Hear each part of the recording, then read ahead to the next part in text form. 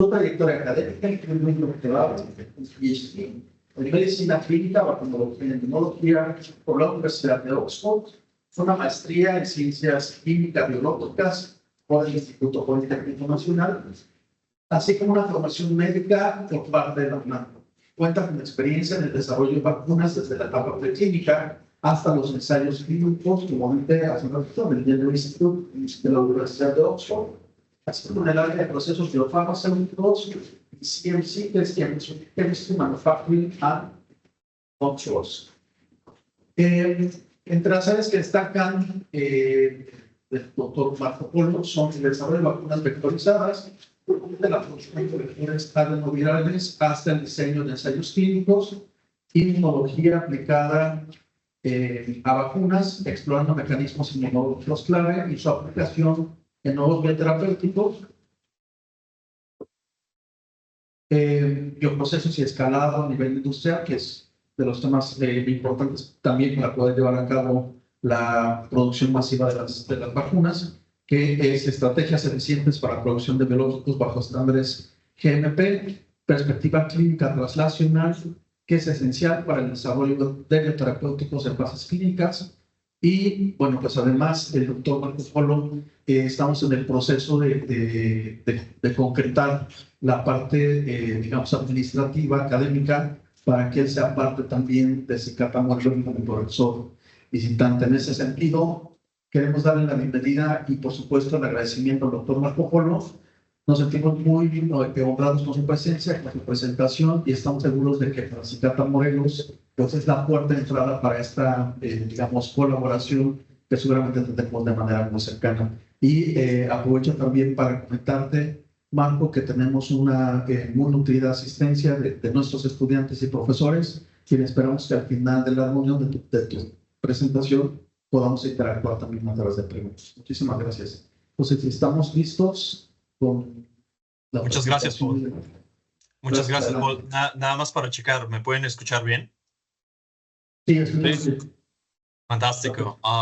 Voy a compartir mis diapositivas. No sé si las alcanzan a ver ahora en su pantalla. Sí, sí se ve, Doc. Perfecto.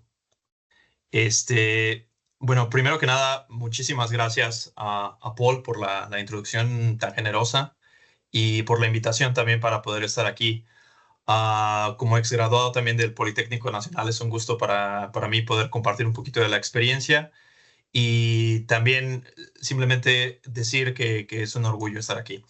Bueno, lo que planteé para el día de hoy para poder platicar en este seminario es un poquito una exploración a través de mi carrera, porque seguramente más de uno, cuando el doctor Paul estaba dando esta introducción, notó que tengo un perfil un poco mixto. Soy médico, hice una maestría en ciencias químico-biológicas, después hice un doctorado en vacunología e inmunología y ahora estoy trabajando en aspectos de biotecnología con manufactura de vacunas. Entonces, lo que voy a tratar de hacer es darles un poco mi perspectiva personal de cómo ha sido mi desarrollo académico y con gusto las preguntas que quieran hacerme y potenciales colaboraciones, yo soy abierto a escucharlas, ¿vale?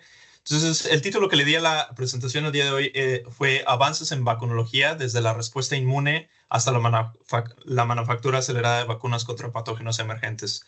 Y pues simplemente para empezar un poquito sobre la carrera que estoy desarrollando, como bien decía el doctor Paul, yo terminé medicina en la Facultad de Medicina de la UNAM, ahí en CEU. Hice algunos intercambios en México y en la India. Después tuve el peregrinar del servicio social, como siempre, a cualquiera que estudie medicina. Y después empecé una maestría en el Instituto Politécnico Nacional. Dentro de la maestría, aunque yo estaba trabajando con tuberculosis, que ahorita voy a adentrarme un poquito más en eso, tuve la oportunidad de hacer un intercambio en Oxford por algunos meses y coincidentemente trabajé en lo que ahora estoy trabajando en mi postdoctorado, que es desarrollar vacunas para respuestas emergentes. Y desarrollamos un proceso para producir vectores adenovirales. Ahorita vamos a ver un poquito más qué es eso. Y por fortuna, vaya, este método que me tocó participar para que se desarrollara terminó siendo empleado para el desarrollo de la vacuna entre Oxford y AstraZeneca que se desarrolló para la pandemia del COVID-19. Ya después apliqué yo al doctorado, hice mi doctorado en Oxford y fue en algo completamente independiente. Fue caracterizar respuestas de anticuerpos en tuberculosis, en sujetos vacunados contra tuberculosis, y tanto humanos como primates. Y la idea era encontrar una cosa que le llamamos en vacunología correlates of protection, que son respuestas inmunes que podemos medir que nos ayudan a predecir si una vacuna va a proteger o no. Y después de esto, como les mencionaba, me regresé al mismo grupo donde estuve haciendo mi intercambio en la maestría y ahora estoy trabajando con desarrollo de procesos para vectores adenovirales. Lo que estamos tratando de hacer es hacerlo lo más rápido que se pueda para potenciales situaciones de emergencia o pandemias futuras, que esperemos que no sea así. Y bueno, ahora me estoy uniendo a Cicata. Entonces, para empezar, voy a tratar de explicar de manera breve los proyectos que estuve haciendo de maestría y doctorado, nada más para demostrar un poquito el bagaje de inmunología y la variedad en la que se puede participar en proyectos de investigación en posgrado. Dentro de mi maestría, lo que me interesó a mí para enfocarme en tuberculosis fue después de una visita que tuve a la India, por fortuna, durante mis estudios médicos, donde pude rotar en el sur de la India y la cantidad de casos de tuberculosis allí era alarmante. Y hoy en día la tuberculosis es la enfermedad infecciosa que mata más gente en el planeta. Si se dan cuenta aquí en las causas de muerte, obviamente infartos y algunas enfermedades crónico-degenerativas son las más que tienen más incidencia en términos de mortalidad, pero tuberculosis dentro de las enfermedades infecciosas es la que más mata gente. Y aproximadamente un cuarto de las personas que estamos en el planeta estamos infectados con tuberculosis, al menos de forma latente. ¿Y cuál es una de las limitaciones que hay para controlar esto desde un punto de vista de salud pública? Que solamente existe una vacuna que está licenciada, que es la vacuna de BCG, y esta vacuna de BCG protege de manera muy pobre, aproximadamente solamente el 30% de los casos, y no contra tuberculosis pulmonar. Ahora bien, ¿cómo es que la tuberculosis ocurre? Bueno, cuando uno se expone contra la Mycobacterium tuberculosis, hay dos escenarios posibles. Uno es entre el 5 y el 10% de las personas que se exponen van a desarrollar una enfermedad activa que puede ser a nivel pulmonar o en algún otro órgano, pero es un porcentaje muy limitado. El otro 90% va a eliminar la micobacteria, no va a haber ni siquiera evidencia de que se expuso. ¿Escuchamos, Marco? Oh, ¿ya me escuchan? Sí, ya. ¿Ya me escuchan? ¿Sí? Ya Tal vez fue un regresó, problema Marco. con internet. Se quedó entre el 5 y el 10%. Ok, perfecto, gracias. Simplemente decía que del 5 al 10% de los pacientes van a desarrollar una enfermedad activa y el otro 90% se va a quedar de forma latente.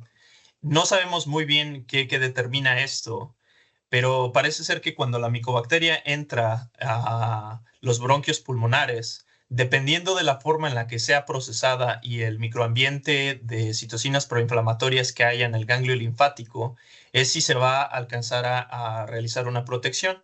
Y en tuberculosis, normalmente la respuesta de tipo de células T, TCD4 y TCD8, es la que ha probado ser más relevante para controlar la enfermedad, siendo que los anticuerpos parece ser que no tenían ninguna relevancia.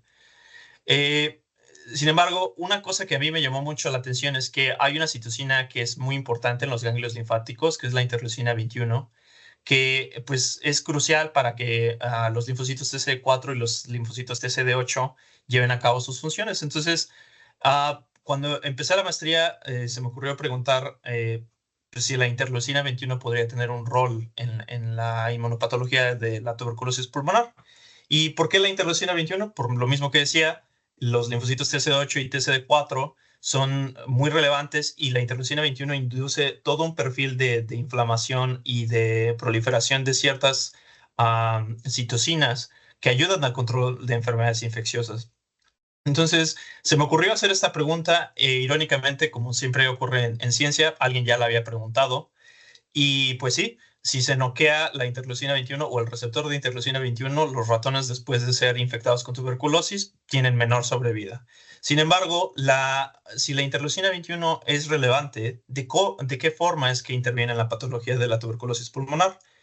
Y bueno, lo que pasó durante mi maestría fue que empezamos a caracterizar en ratones en el Instituto de Nutrición que infectábamos con tuberculosis si tenían esta citocina. Y resulta que sí, en los pulmones se expresaba bastante, pero una cosa que fue muy interesante es que dentro de la literatura solamente la interleucina 21 es producida por los linfocitos T, linfocitos T foliculares, TH17 y NKT, pero la interleucina 21, además de inducir algunas funciones en estos linfocitos, lo primordialmente que hacen es que cambian la polarización de macrófagos. Pero lo relevante aquí es que cuando estamos haciendo análisis de inmunohistoquímica, la expresión de interleucina 21 no nada más era en los linfocitos, sino también en lo que parecían ser células de macrófagos. Entonces lo que hicimos fue que expusimos a macrófagos o líneas celulares de macrófagos con diferentes tipos de micobacteria y resulta que sí se expresó. Y bueno, aquí el punto nada más fue que logramos detectar que una línea celular de macrófagos que no se había reportado antes podía expresar también esta interleucina y que además, si se infectaba con cierto tipo de cepas de micobacteria más virulentas, había una mayor producción de la citocina, que podría ser un círculo autócrino de estimulación para la protección de tuberculosis. Y bueno, eso fue un proyecto chiquito dentro de la maestría, pero me generó un enorme interés para seguir trabajando en la manera que pudiera en tuberculosis. Sin embargo, pues era un proyecto de inmunología básica. Entonces, yo desarrollé mucho el ímpetu de tratar de trabajar o encontrar algún proyecto que fuera en inmunología translacional y con mi background médico también poder hacer un poco de uso de ese conocimiento. Y en la Universidad de Oxford, afortunadamente, hay muchos ensayos clínicos y programas que conectan a ambos aspectos de inmunología básica e inmunología translacional. Entonces, dentro del doctorado, me enfoqué en caracterizar la respuesta inmune inducida por vacunas de tuberculosis en pacientes vacunados con BCG y en primates también. Y además, irónicamente, si recuerdan muchos de ustedes, pues la pandemia ocurrió en 2020 de COVID-19 y afortunadamente tuve la oportunidad de colaborar en el desarrollo de los ensayos clínicos de la vacuna de Chalox en COVID-19. Ahora bien, dentro de mi proyecto de doctorado había una pregunta principal. La pregunta principal era, ¿los anticuerpos son relevantes para proteger contra tuberculosis? Dentro del contexto que les di antes, pues parecía ser que no, que todo era linfocitos T. Pero comenzamos este proyecto con la premisa de que pues tal vez se hubieran ignorado por una enorme cantidad de décadas. Y había algunos resultados bastante interesantes donde simplemente al vacunar con BCG a primates, pero cambiándoles las rutas de inmunización, en lugar de usar ruta intradérmica, usar ruta intravenosa, por ejemplo, y después retarlos con tuberculosis, parecía ser que había un menor nivel de patología a nivel pulmonar, y esto se publicó hace mucho tiempo, en 2004. Pero ya en 2020, algunos investigadores en el NIH en Estados Unidos hicieron el mismo estudio con BCG vacunando de forma intradérmica, de forma en aerosol y de forma intravenosa. Y lo curioso aquí fue que después de que infectaron a estos ratones, los primates que habían sido vacunados de forma intravenosa estaban protegidos contra la infección de tuberculosis. Aquí lo que vemos es una imagen de PET-CT scan y, en pocas palabras, entre más naranja haya, más inflamación o enfermedad hay después de haber el reto de tuberculosis. Y si se dan cuenta, los que fueron vacunados de forma intravenosa estaban prácticamente todos protegidos. Entonces, ya en este mismo estudio demostraron que había muy poco crecimiento de bacteria, pero el punto aquí importante era que la cantidad de anticuerpos que tenían estos primates después de haber sido vacunado era sustancialmente superior en lavado bronquioalveolar, en el pulmón, y en plasma. Y bueno, ya para entrar un poco más a fondo, los anticuerpos sabemos que tienen un rol de protección muy importante en infecciones virales. Sin embargo, en infecciones bacterianas no se ha demostrado muy bien y pues simplemente hay muchos mecanismos que podemos hipotetizar de por qué es que protegen. Pero dentro de estos mecanismos de hipótesis, la idea era generar, en mi proyecto de doctorado, generar una batería de estudios o de ensayos donde pudiéramos caracterizar algunas de las funciones de los anticuerpos y tratar de determinar en pacientes o en modelos preclínicos si los anticuerpos podían proteger. Algunas de estas funciones son conocidas para cualquier persona que tenga una base en inmunología. Son mecanismos de fagocitosis celular, por ejemplo, de neutralización y de opsonización, pero algunos más complicados ya pueden ser inducción del inflamosoma, por ejemplo, o interacciones de diferentes tipos de células. Entonces, dentro del doctorado, tuve esta fortuna nuevamente de participar en estos proyectos translacionales y básicamente eran modelos de primates no humanos con macacos, donde estábamos tratando de reproducir lo que se había hecho en el estudio que les mostré, pero caracterizando las respuestas inmunes con la batería de ensayos que ya había demostrado y a su vez teníamos las diferentes... los diferentes ensayos que estaban ejecutándose en Oxford, donde se vacunaba a personas con BCG en aerosol o de forma intradérmica. Ahora, ¿por qué había ensayos clínicos de esto? Bueno, en México nosotros nos vacunamos contra BCG porque hay bastante tuberculosis a la hora de nacer, pero en el Reino Unido, producto de que no hay tuberculosis, la BCG ya no se administra, entonces se tiene que hacer un ensayo clínico para poder realizar esto. Y la idea era, después de vacunarse con BCG en aerosol intradérmico de forma intravenosa para cualquiera de los humanos o de los primates, exsanguinarlos y hacer la caracterización de las respuestas inmunes en cada una de estas muestras. Y bueno, al inicio con los humanos, lo que comenzamos a ver fue muy interesante, que en primer lugar, desde el día 0, los individuos que habían sido vacunados de forma en aerosol o intradérmica tenían una respuesta inmune bastante elevada y esta respuesta desaparecía muy rápidamente. Después del día 14 prácticamente volvía a su normalidad, lo cual no es característico de una respuesta inmune primaria, probablemente una respuesta inmune más secundaria, pero volvemos al punto de que estos humanos jamás habían sido expuestos a BCG, cosa que nos llamó la atención. Y bueno, cuando comenzamos a tratar de caracterizar si los anticuerpos realmente podrían tener alguna función para proteger, es algo muy complicado porque la cantidad de títulos de anticuerpos es muy baja, probablemente no se ve aquí por el tipo de eje.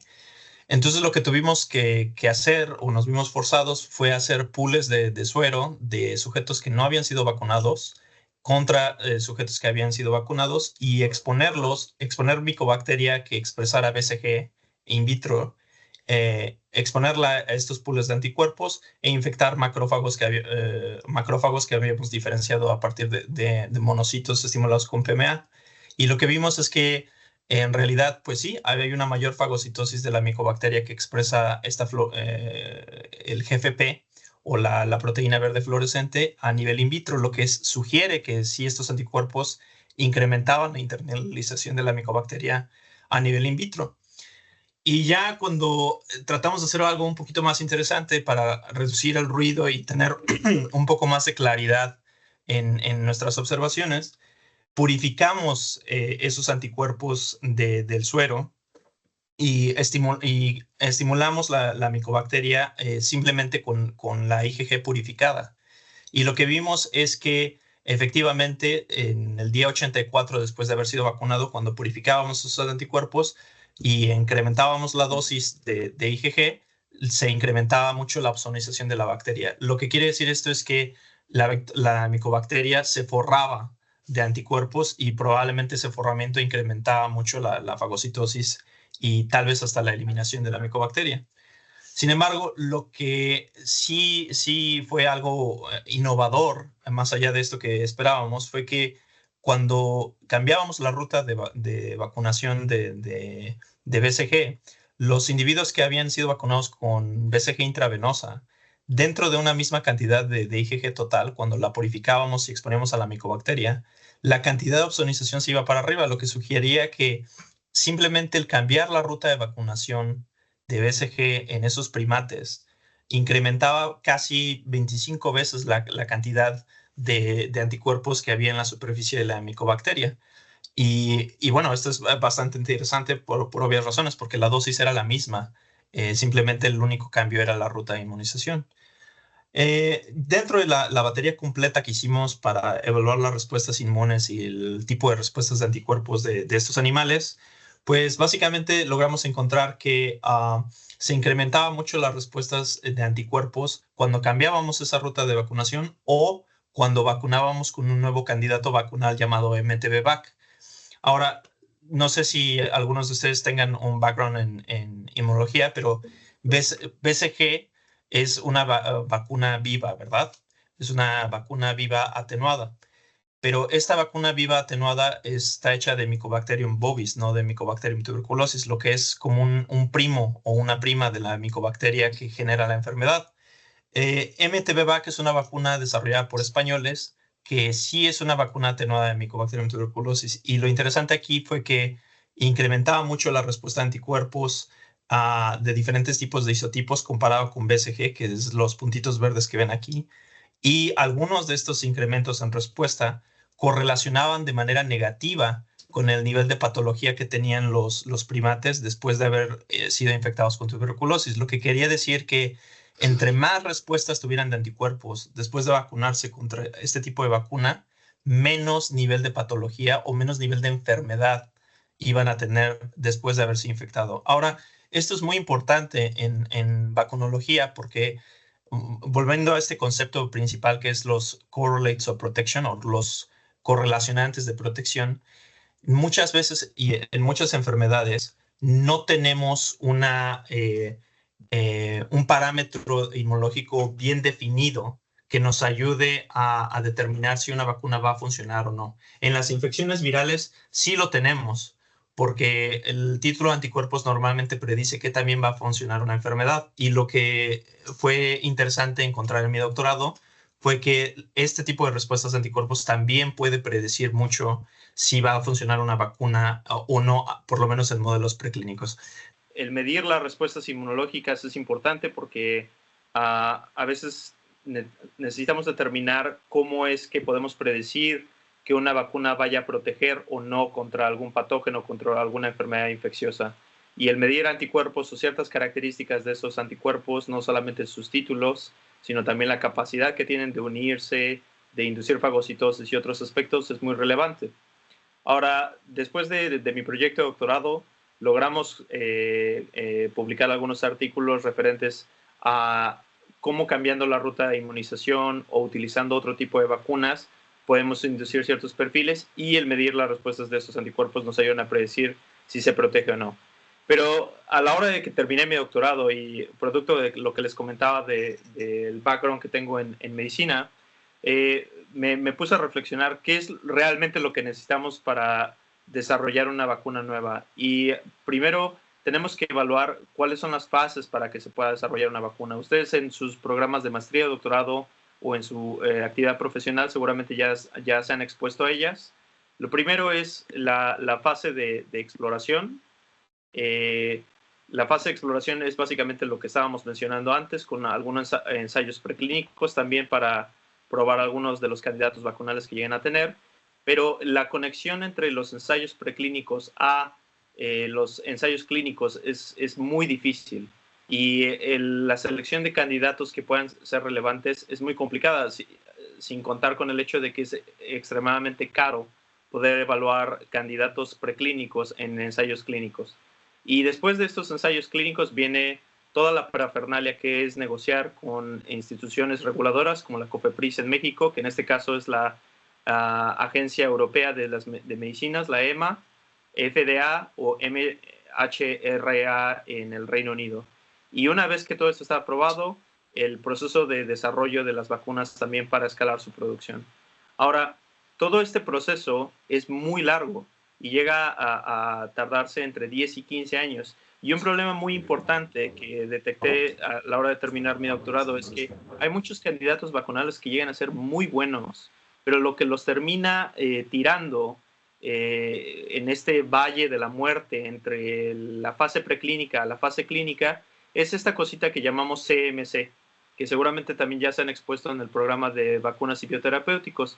Este concepto de CMC es Chemicals, Manufacturing and Controls.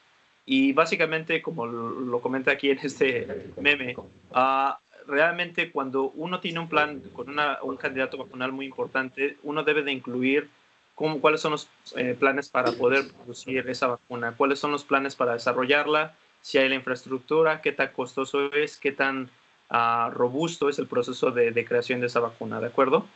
Entonces, cuando estaba terminando mi doctorado, salió la posibilidad de regresar al grupo de donde estaba en el intercambio de maestría y empezamos a enfocarnos de nuevo en la producción de vacunas de vectores adenovirales para tratar de hacer estos procesos más eficientes y poder producir vacunas de manera más rápida, por ejemplo, cuando hubiera alguna pandemia. ¿Ok? Entonces, el proyecto de postdoctorado en el que me estoy enfocando básicamente es tratando de construir estas plataformas y tratando de hacerlas un poquito más eficientes. Pero ahora, ¿qué son las vacunas adenovirales? Bueno, las vacunas adenovirales, como seguramente ya han visto en algunas otras investigaciones, son básicamente adenovirus que pueden ser humanos o no humanos, que están vacíos y utilizamos este adenovirus o su genoma para acarrear algún transgen de nuestro interés. Probablemente la vacuna más famosa de este tipo de plataforma es la vacuna del ChAdOx, desarrollada entre Oxford y AstraZeneca, y se le llama ChAdOx básicamente porque es un adenovirus de chimpancé desarrollado en Oxford, número 1, y bueno, el transgen es de la enfermedad que a nosotros se nos antoje utilizar. Hay algunas ventajas y algunas desventajas para cada tipo de plataforma. En el caso de los adenovirus, una de las grandes ventajas que existe es que son bastante baratos, cuestan aproximadamente $1 por dosis, comparado con otro tipo de plataformas como las plataformas de mRNA. Son relativamente termoestables, se pueden mantener a baja temperatura en el refrigerador, pero no se necesita cadena fría a -80 como las vacunas de mRNA, y además se pueden liofilizar, se pueden hacer polvo como algunas otras medicinas y resuspenderse en líquido. Y además de esto, se pueden administrar en diferentes rutas y se puede explotar el tipo de tropismo que tengan los adenovirus que se están utilizando para que se vayan a ciertos órganos. Ahora, ¿por qué necesitamos hacer la producción de vacunas más rápidas? Pues más allá de mejorar el ambiente de desarrollo de vacunas e investigación, es muy importante optimizar esta clase de procesos porque reducimos costos y además hay muchos países que el ambiente de manufactura de vacunas ha sido muy descuidado. Uno de esos países, desafortunadamente, ha sido México. Seguramente ustedes han visto una empresa llamada Birmex, y esta empresa llamada Birmex solía producir la cantidad de vacunas requeridas en 1950 que satisfacía aproximadamente al 60% de la población. Y desafortunadamente, producto de que hubo menos investigación, menos ingreso de fondos federales y se comenzó a privatizar, Birmex dejó de producir vacunas y ahora prácticamente el 90% de las vacunas o el 85% que utilizamos en México las terminamos comprando en el extranjero. ¿Qué otra razón hay para producir vacunas más rápidas o tener producción a nivel del país? Bueno, otra razón es que llegue a haber outbreaks de algunos patógenos que puedan tener potencial epidémico o pandémico. ¿Qué patógenos están en esta lista? Seguramente los han visto en las noticias. Ébola, la fiebre de Lassa, MERS y demás. Uno en particular que nosotros vimos en México hace varios años, en 2010 aproximadamente, fue la influenza H1N1. Y si se acuerdan bien, se originó en México los primeros casos en cochinos. Y fue muy difícil hacer el rastreo epidemiológico y mucho más comenzar manufactura en el país donde comenzó el brote, que fue aquí. Entonces, es un punto importante que debemos empujar para que en el futuro incrementemos la capacidad de manufactura aquí en el país. Ahora, más allá de estos outbreaks, las características que deben de tener las plataformas que querramos ocupar para poder responder a ellos deben de ser escalables, que sean de plug and play, que es decir, que podamos utilizar la misma infraestructura o inclusive algunos de los reactivos que usamos para producirlas de manera intercambiable, dependiendo de si hay brotes o cambios en algunas de las vacunas que queremos producir. Y la otra es que la producción de las vacunas no sea inmediatamente a gran escala, que sea en baja escala, de acuerdo a principios GMP de Good Manufacturing Practice, en clean rooms, que son cuartos limpios similares a lo que es un quirófano, y que se puedan producir de manera rápida, escalable, de acuerdo a las necesidades que llegamos a tener. Ahora, existen otro tipo de plataformas. Las plataformas de vectores adenovirales no son las únicas, ni las de mRNA.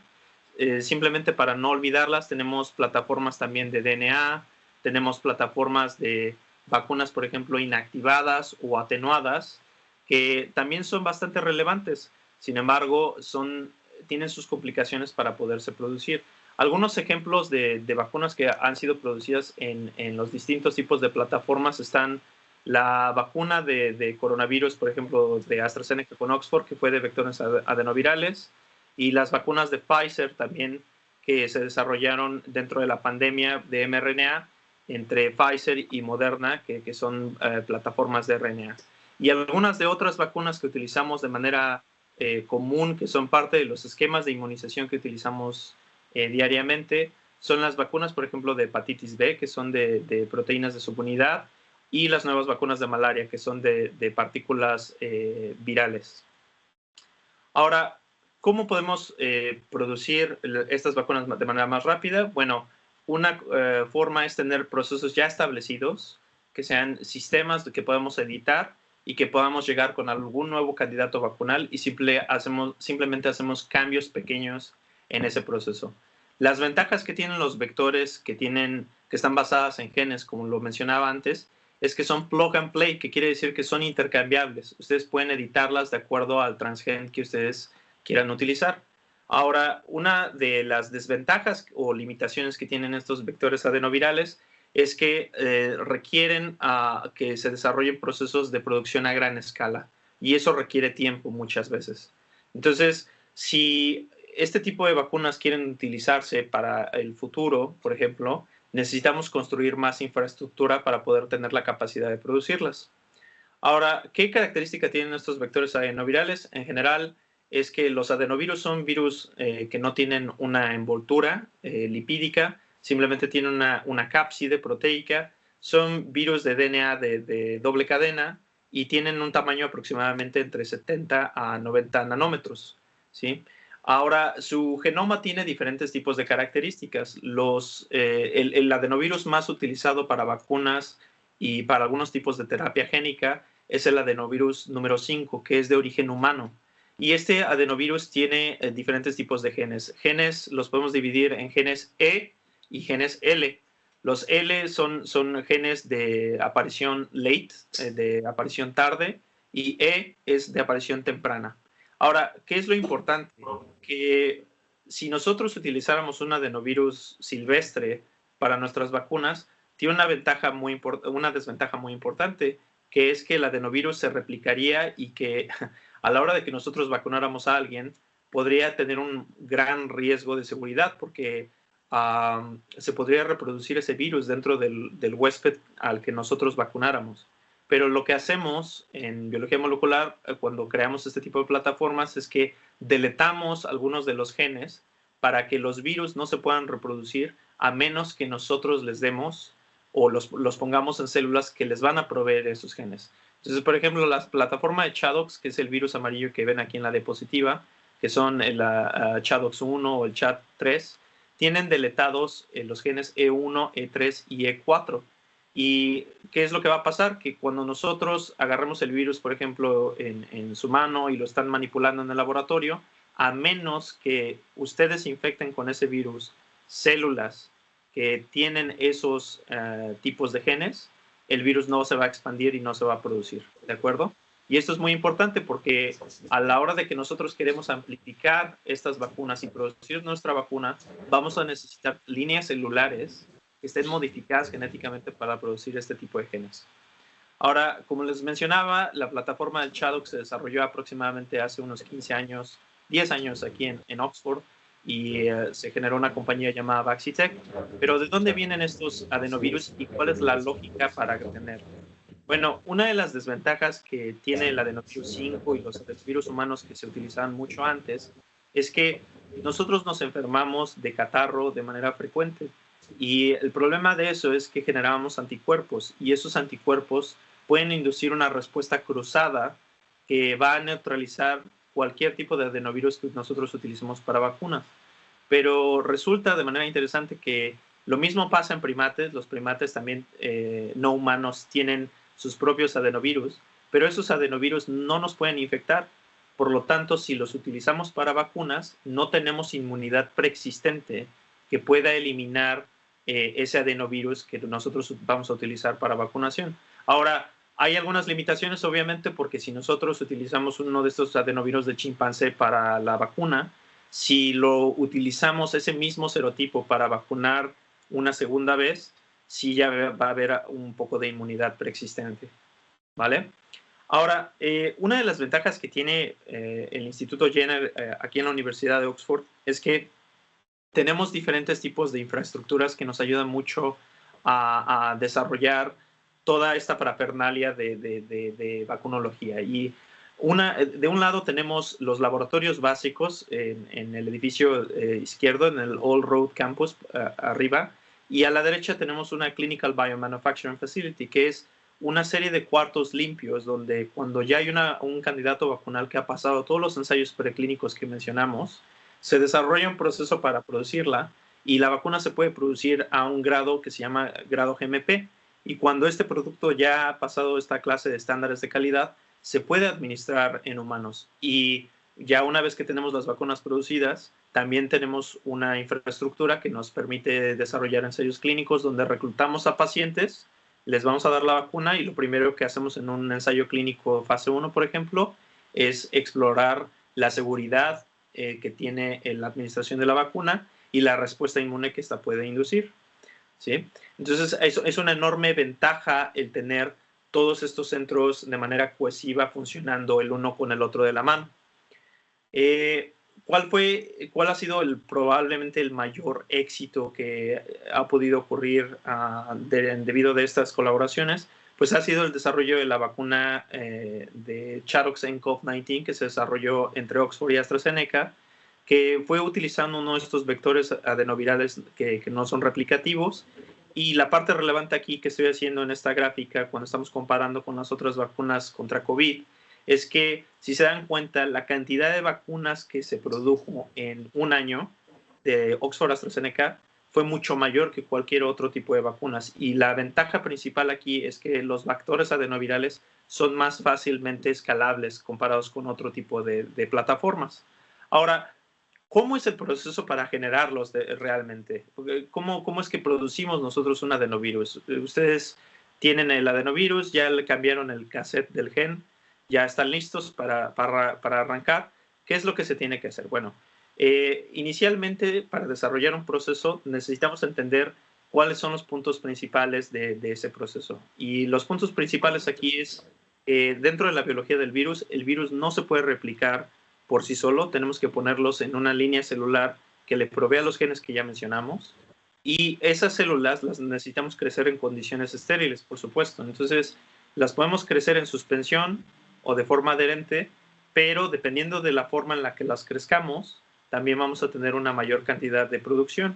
Lo que se hace de manera convencional en la producción de adenovirus es utilizar bioreactores, ¿sí? Donde prácticamente, para los que no los hayan visto, son una especie de licuadoras como tal, donde crecemos células en suspensión y permitimos que los virus se repliquen dentro de estas líneas celulares. Una vez que ese proceso de crecimiento ha terminado, tenemos que destruir esas células para que el virus se libere. Pero el problema de hacer eso es que evidentemente queda una enorme cantidad de material celular que tenemos que remover. Y para removerlo utilizamos diferentes tipos de filtros. El primer paso es el proceso de clarificación, que son una serie de filtros enormes. Utilizamos tratamiento con nucleasas para degradar todo el material de DNA de las células que ha quedado en suspensión, y después seguimos con algunos otros tipos de sistemas de ultrafiltrado para terminar con la sustancia que estamos buscando. Ahora, en el proyecto que estoy trabajando yo en el postdoctorado, lo que hemos tratado de hacer es acelerar la parte inicial de producción de adenovirus. Todo empieza, obviamente, de tener un plásmido que vamos a utilizar para transfectar unas células para que comiencen a producir virus, y vamos a comenzar a aislar y rescatar ese virus para consecuentemente poderlo amplificar. Ahora, durante la pandemia de COVID, utilizamos un proceso muy similar, pero el proceso total para producir las primeras dosis y que se comenzaron los ensayos clínicos en humanos tardó aproximadamente 100 días. Entonces, lo que tratamos de hacer aquí es tratar de producir ese virus de manera más rápida, primero a una escala menor, para producir de manera más rápida el batch inicial que nos permita amplificar el virus de manera más rápida. Entonces, el proceso inicial es hacer síntesis de genes, que para aquellos que se pregunten de dónde vienen los primers o oligonucleótidos o cualquier plásmido que ustedes van a transfectar en algún tipo de célula eucariótica, pues básicamente lo tienen que ordenar seguramente de Thermo Fisher, que son los que tienen las impresoras de genes que literalmente van poniendo nucleótido tras nucleótido para generar toda esta secuencia. Este proceso es complicado, es caro, y la mayoría de los países no tienen la capacidad tecnológica para hacerlo. Inclusive dentro de los países modernos solamente, o más avanzados en términos de tecnología, solamente Alemania, Estados Unidos y me parece que Suiza tienen esas capacidades. Entonces, cualquier otro país que requiera imprimir genes necesita acceder a ellos. Y hay una enorme cantidad también de regulaciones para que ustedes puedan conseguirlos, porque si ustedes tuvieran acceso a este tipo de tecnología, pues ustedes se podrían imprimir sus propios virus de cualquier tipo, por supuesto. Ahora, una vez que está impreso ese gen, hay que ponerlo en una línea celular para que comience a producirse las primeras partículas virales, y una vez que se producen después de esa transfección, hay un rescate de virus. Y este rescate de virus es diluir esas células transfectadas a un punto en el cual logremos tener una sola célula transfectada en un solo pocito. Y esa célula transfectada nos va a lograr generar un solo tipo de clona de virus que después nosotros vamos a amplificar de manera subsecuente, ¿vale? Entonces, en el laboratorio, ¿cómo hacemos esto? Bueno, comenzamos con la transfección y con la dilución limitante, o LD, aquí en uno de los gráficos. Y tenemos que hacer todo este tipo de diluciones en placas de 96 pocitos, donde medimos la confluencia y monitoreamos cómo es que aparece un efecto que le llamamos el efecto citopático del virus. Entonces, monitoreamos cada uno de esos pocitos a través de los diferentes días, y dependiendo del tipo de efecto citopático que haya, logramos determinar si hay una célula transfectada solamente o hay múltiples células transfectadas. Y la razón por la que esto es importante es porque dependiendo del número de células transfectadas que haya en ese pocito, es la cantidad de diferentes tipos de clonas virales que va a haber. Y evidentemente no queremos que haya diferentes tipos de clonas, porque si hay selección positiva, puede generar una presión selectiva que genere la mutación del virus que estamos tratando de utilizar como vacuna, ¿vale? Estos son algunos ejemplos del efecto citopático. Pero este pocito, por ejemplo, tendría diferentes tipos de clonas, mientras que este tendría solamente una que nosotros podemos aislar con más confianza. Y evidentemente tenemos que secuenciarlo. Ahora, la idea que teníamos aquí es que cuando comienza la amplificación de ese virus, una vez que ya has rescatado esa simple clona, la idea es amplificarlo lo más rápido posible para que, de acuerdo a este proceso que les estaba mostrando en esta diapositiva, tenga suficiente inóculo para infectar un bioreactor de 10 litros. Ahora, esto es muy difícil porque realmente la mayoría de las veces el virus crece de manera muy lenta. Pero lo que hemos hecho en mi proyecto de postdoctorado es generar un sistema en el que las células las podemos cultivar en suspensión con un cierto tipo de régimen de alimentación y de diferentes tipos de medio, para que en menos de 10 días, aun cuando tú infectes con 10 partículas, tengas el suficiente output o el suficiente título de virus para poder infectar bioreactores de 10 o 50 litros después de días de haber infectado ese cultivo. Y una vez que ya tienes ese título, la idea es poder infectar los bioreactores de 10 litros que están llenos de estas células eucarióticas que nos van a ayudar a incrementar la cantidad de virus que tengamos, evidentemente. Entonces, esta clase de procesos para amplificar el número de vacunas los llamamos upstream, que es todo el proceso para generar este título antes del proceso de filtración y de purificación, que en inglés eso lo llamamos downstream, evidentemente. Y el upstream básicamente es, en este caso, es el monitoreo del bioreactor de 10 litros, donde vamos a monitorear el crecimiento de las células a través de los días. Vamos a hacer algunas alimentaciones con algunos tipos de medio con alto contenido de glucosa y eventualmente, ya que el virus haya crecido, la viabilidad de las células va a caer, el título de virus sigue creciendo y en el día 6 logramos concluir el proceso y destruimos las células con un buffer con alto contenido de sucrosa y liberamos las partículas virales. Ya una vez que terminamos este proceso, lo que hacemos es que vamos a purificar ese virus y vamos a remover todos los detritos celulares, desde el contenido de DNA de las células, las proteínas, los restos de membrana celular y demás.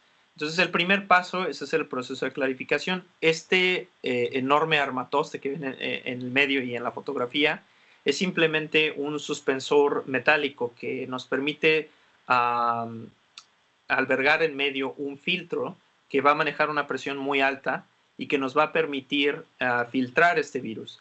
El problema es, uno de los problemas aquí es que los virus tienden a pegarse muy fácilmente también a estructuras inorgánicas, entonces evidentemente va a haber una gran cantidad de pérdida del producto.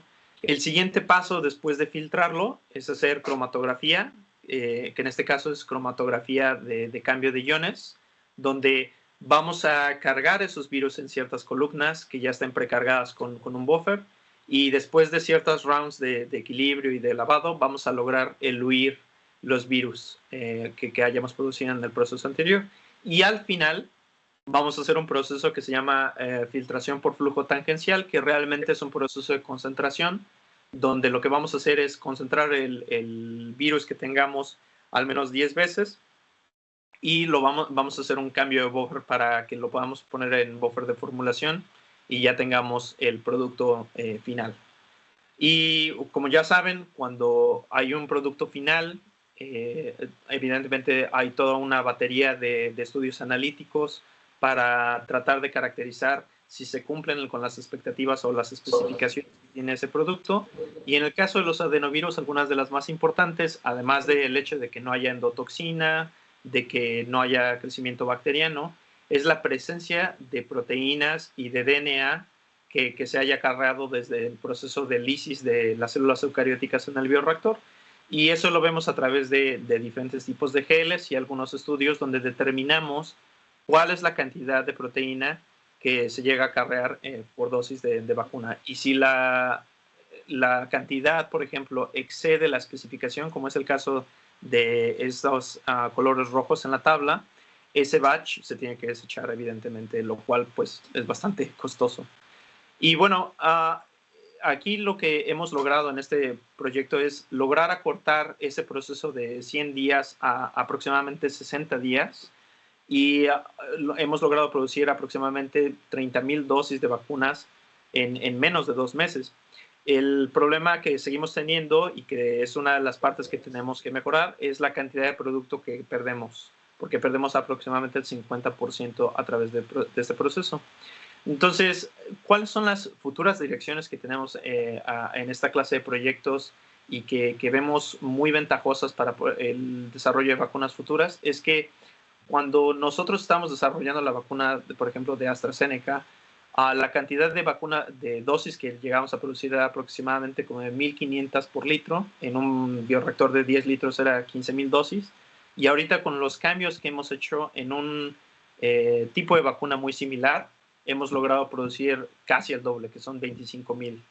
Y bueno, una de las cosas que seguimos trabajando es reducir la cantidad de niveles de proteína que tenemos en esa sustancia final para poder lograr tener las especificaciones que estamos teniendo desde el inicio.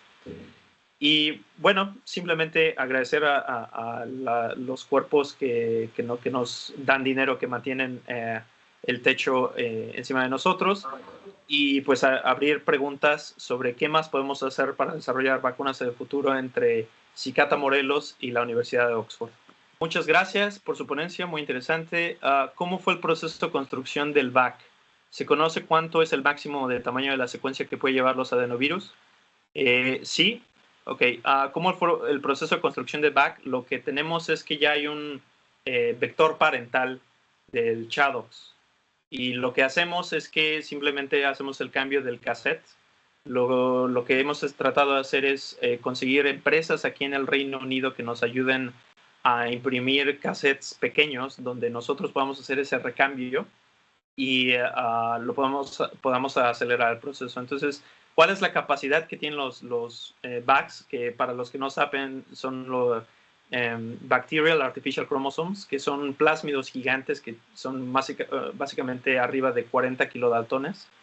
La capacidad que tienen para transgenes es entre 1.5 a 5 kilobases, más o menos, para el caso de los ChAdOx. Y para los adenovirus humanos es un poquito más chiquito, como de 3 kilobases. ¿Cómo compensan la pérdida durante el proceso de producción? Pues muchas veces se tienen que hacer procesos paralelos para que si se espera una cantidad de dosis, si la cantidad de pérdida es arriba del 50%, el proceso paralelo logre compensar. La construcción parental fue hecha por partes o a partir de uno ya comercial. Bueno, depende de la fase a la que se refiere a la pregunta. Si estás hablando de la creación del vector parental, al inicio, eso tiene que ser forzosamente por partes, porque a menos que haya una tecnología nueva en síntesis de DNA, se tienen que sintetizar oligos pequeños y poco a poco irse ensamblando el vector parental. Ahora, dentro de un escenario de pandemia es prácticamente, por lo menos dentro de mi conocimiento, imposible generar un vector de 40 kilobases en menos de 2 semanas. Entonces, al inicio, cuando se creó el ChAdOx, ese fue el proceso. Pero ahora que ya se tiene el vector parental, ya lo único que se tiene que hacer es el cambio de transgen de cassettes. Mientras se utiliza esta plataforma, si requiriéramos otros vectores adenovirales, o que quisiéramos crear otros, eso ya es otro asunto. Preguntas más personal, ¿nos podría contar su experiencia sobre cómo es trabajar en un instituto tan reconocido como la de CNR? Gracias por la pregunta, Ángel. Pues la verdad es que es muy enriquecedor. Tiene muchas diferencias en términos culturales en comparación a mis experiencias que he tenido también entre México o la India, en el sentido de que es bastante internacional, pero producto de ese ámbito internacional que es colaborativo, también hay algunos aspectos que son diferentes a nivel cultural a la hora de trabajo. Hay gente que, por ejemplo, creo que en México, si me atrevo a generalizar de forma positiva, la mayoría de la gente tiende a trabajar muchísimo, y aquí en Europa creo que mucha gente tiende a valorar mucho con respeto su tiempo libre. Entonces es muy común ver a gente mexicana o latina trabajando los fines de semana, mientras otras personas europeas a veces no son tan proclives para eso. Es a veces un poco difícil porque esa clase de cosas genera disparidad en donde uno piensa que está el valor de su trabajo, y a veces en Latinoamérica creo que llegamos a valorar mucho el trabajar duro. Sin embargo, aquí en Europa se valora más tener un balance y ser consistente. Lo que le escribí cuando lee, entonces no es ya. Creo que eso responde un poco a tu pregunta. A ver, Adriana Margarita.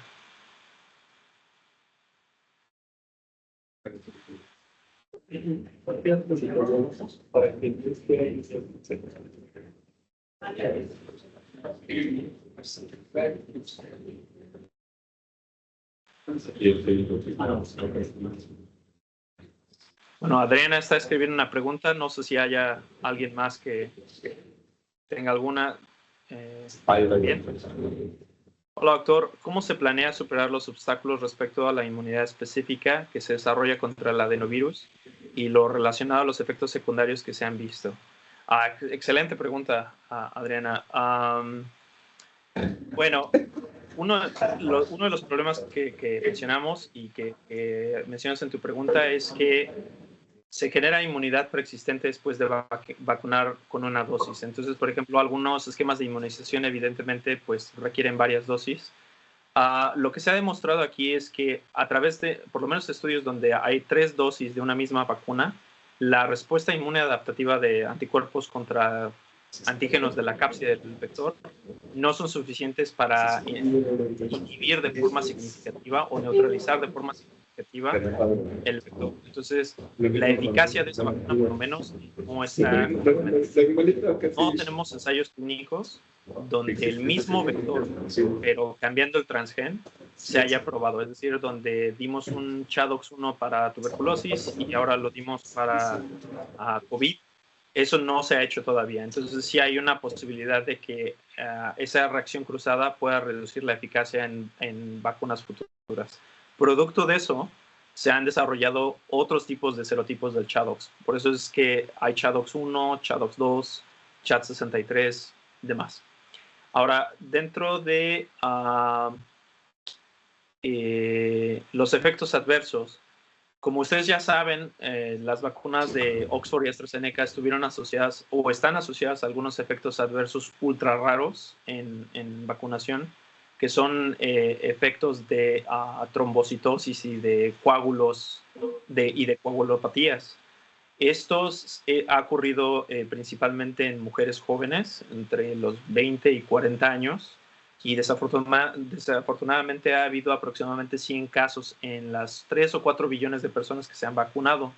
Son casos ultra raros y aún no entendemos muy bien el por qué, pero lo que parece ser es que todas estas personas que desafortunadamente han desarrollado estos efectos adversos tienen un cierto background genético que les permite expresar ciertas moléculas de los factores de coagulación que incrementan el riesgo de coagulopatía, porque estas moléculas de los factores de coagulación se pegan a la fibra del adenovirus. Y parece ser que esto está relacionado con el mecanismo, pero no sabemos todavía exactamente cuál es el efecto. Era una pregunta del doctor Abel Ramos. Estamos usando mi computadora para que se acerque al público en la sala. Ok. Es que el tema es que su computadora no le permite escuchar. Entonces tiene que ser conectado. ¿Alguien más? Si no, damos por terminado. Creo que ya.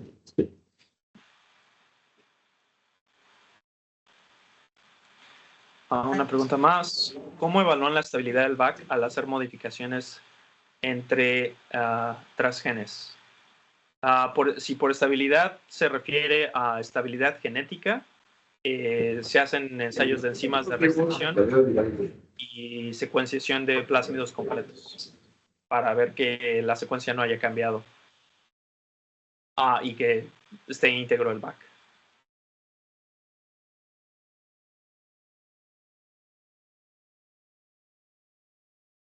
Está leyendo página. Muchas gracias, Paul. Y una pena con todos por las dificultades técnicas que hemos tenido.